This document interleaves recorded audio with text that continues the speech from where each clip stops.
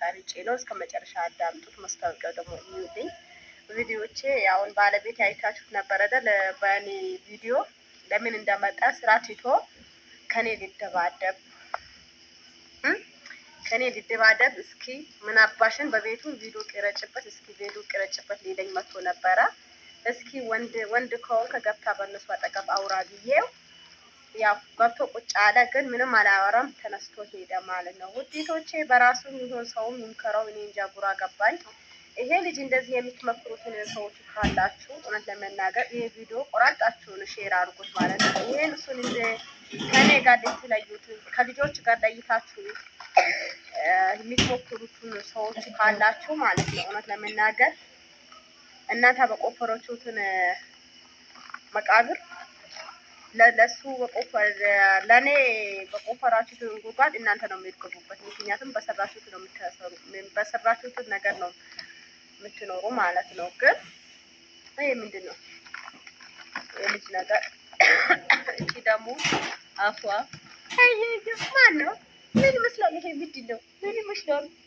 እንደዚህ አይነት ልጆች አላ ይስጣችሁ። ከዚህ ምን የመሰሉ ልጆች ቆንጆ ናቸው እንዲያትሉ ብቻ። ከዚህ ልጆች ተለይታ ከሌላ ምስት ለምትኖር የሞከርኩ ነው መሰለኝ።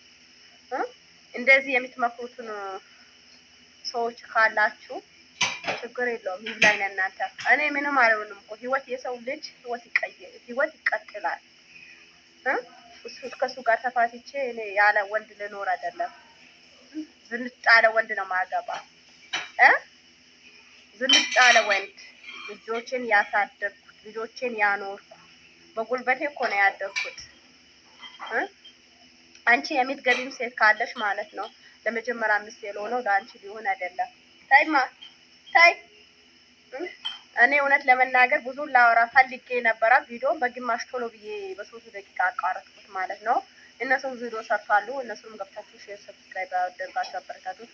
አንዷ ከባለቤቷ ጋር የመጣችው እሷ ቡታጀራ ናት፣ ኢክራም ትባላለች። አንዷ ደግሞ ያው ስልጤ ናት፣ ስድቂበት ነው ያለችው።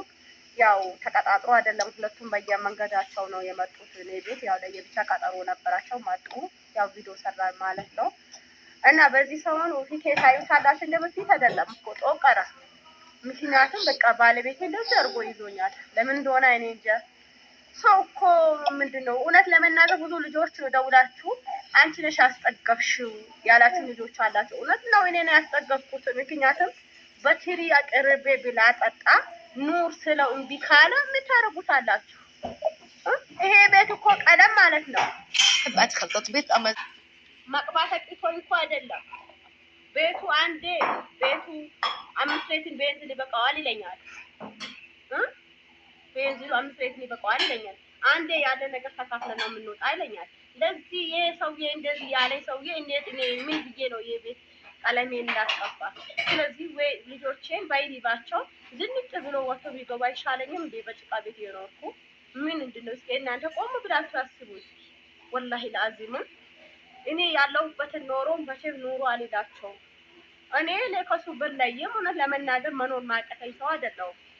እስኪ ጠዋት ስቴ ወጥቶ ስቴ ተመላለሳ ጭራሽ በእንግዳ በፊት እስኪ አለ እስኪ አንተ ወንድነት ካልተው ያልዬ ነበረ። አልተናገረም። አሁን እዚህ ጋር ያለው ሁሉ ፍራሽ አስቸዋለሁ። ምክንያቱም አሁን በአሁን ነው ቤት ያቃጥላል ያልኩ ነው። በላይ ላይ ያርደኛል ወይስ ምን ያረኛል ብዬ ነው የፈርቼ ነው ያለሁት። እኔ እስካሁን እዚህ ቤት ለፍራሱ ለቅቄ ልወጣለት ማለት ነው። በሽማግሌ ገፋል አንዴ ለኛ ሲጭን ብሎናል። ሽማግሌ ባለፈው አስታርቆናል። ካስታረቀን በኋላ ምንም የተመለሰ ነገር የለም። ዛሬም ይሄ እሱ ነው፣ ነገ እሱ ነው፣ ከትላንት ወደ እሱ ነው። ምንም ለውጥ የለውም ማለት ነው። ዛሬ እንደ ጭራሽ ቪዲዮ በኔ ቤት አሰሪ ለምን እንደሆነ እኔ እንጃ። እኔ እኮ በዚህ እውነት ለመናገር አረብ ሀገር ማሄዴ አልቆጭም። ይሄ ቤት በስራ ኖሮ እኮ የሱ በራሱ ላቡን ሰርቶ ቢሆን አንድ ቀን አያሳድርም ነበረ። ሳይ እና እዚህ ጋር በልተን የተነሳንበት ራሱ ምንም ነገር አላነሳሁትም። አሁን እጭ ስና ሰብራለች ቡና ጠጥተን ሁሉ ነገር በልተን ይሄዱ ሁለቱን ሸኛኋት። ከሸኛኋቸው ከዛ በኋላ ለዚህ ነው ታጀመርኩት ማለት ነው። እና ውጤቶቼ የሌላ በሽታ ላገባ ነው ለሰነና ሰላም አለይኩም ወራህመቱላሂ ወበረካቱ። ደህና ተከበራችሁ እህቶቼ እንዴት ናችሁ? ደህና ናችሁ? እኔ አልሐምዱሊላህ ረብል ዓለሚን ደህና ነኝ።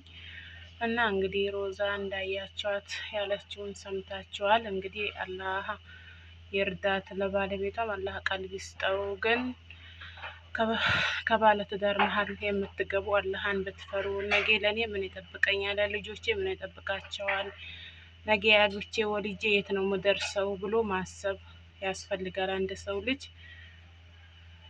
ያው እሱ ሞኝ ነው ተብሎ በሱ ላይ እንደግን ቤቱን ለመበጥበጥ አያስፈልግም። አንዳንዶች አሉ ቤትን የምትመራ ሴት ናት፣ ቤትን የምትመራ እሷ ናት፣ አንተ አይደለህም፣ እንዲህ ነው ብዙ ነገር ብለው ትዳሩ የሚያፈርሱ ለሱ ደግሞ ጠቅመው እየመሰሉ እንደሚጎዱት አያውቅም። ቶፊቅ እንግዲህ አላህ ቀልብ ይስጥ። ምንም አንልም፣ ዱዓ እናረግልሃለን። ሮዚ እንግዲህ ጀግና ነሽ፣ አንቺ ጀግና ሴት ነሽ።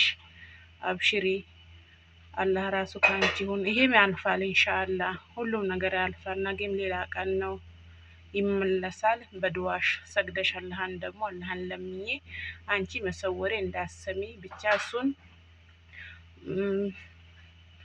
በማሳመን መንገድ አሳምነሹ ያው ባለቤትሽን የልጆችሽን አባት አጥብቀሽ ብትይጂ እንደኔ ጥሩ ነው።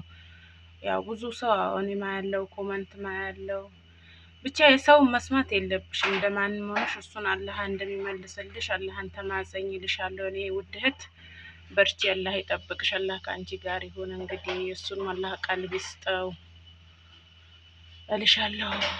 ውዶች እንግዲህ ላይክ፣ ሼር፣ ሰብስክራይብ ያደረጋችሁ ቪዲዮን ተመልከቱ፣ ዱአ አድርጉላት።